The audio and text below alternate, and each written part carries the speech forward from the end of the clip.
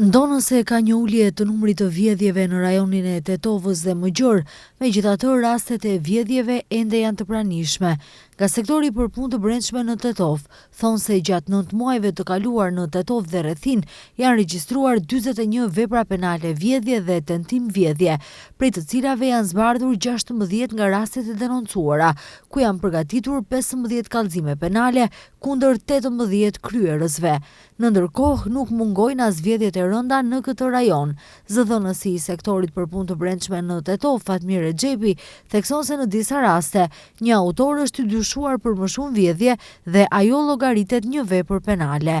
Gjatë këtij viti apo 9 muajve të kaluar të këtij viti, kemi regjistruar gjithsej 41 vjedhje dhe 102 raste të vjedhjeve të rënda, prej të cilave SPB Tetovë deri në gjykatën kompetente ka dorëzuar gjithsej 30 padi penale kundër personave të përfshirë në këto vjedhje. Vlen të theksojmë se një person ka kryer disa vjedhje dhe ka raste kur më shumë vepra penale apo vjedhje në më shumë shtëpi apo lokacione janë ngërthyer në një padi penale, kështu që nuk kemi të bëjmë me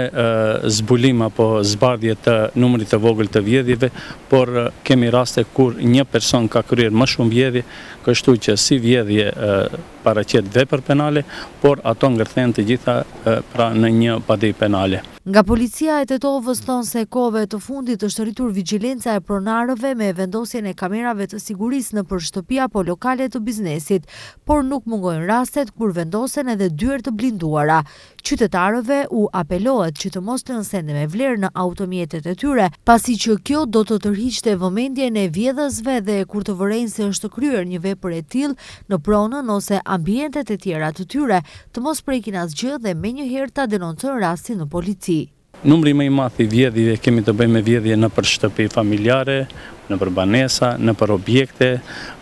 pune, nëpër objekte hotelerike e kështu me radhë. Gjithashtu kemi asaj përket vjedhjeve, kemi të bëjmë me vjedhje nëpër automjete, kemi vjedhje të gjëra me vlerë të cilat lehen apo vendosen nëpër vende të pasigurta, kështu që shfrytëzoj rastin të apeloj direkt tek qytetarët e rajonit të Tetovës që të kenë kujdes gjatë daljes nga shtëpitë e tyre, të mbyllin apo të sigurojnë mirë dyert dhe drytarët,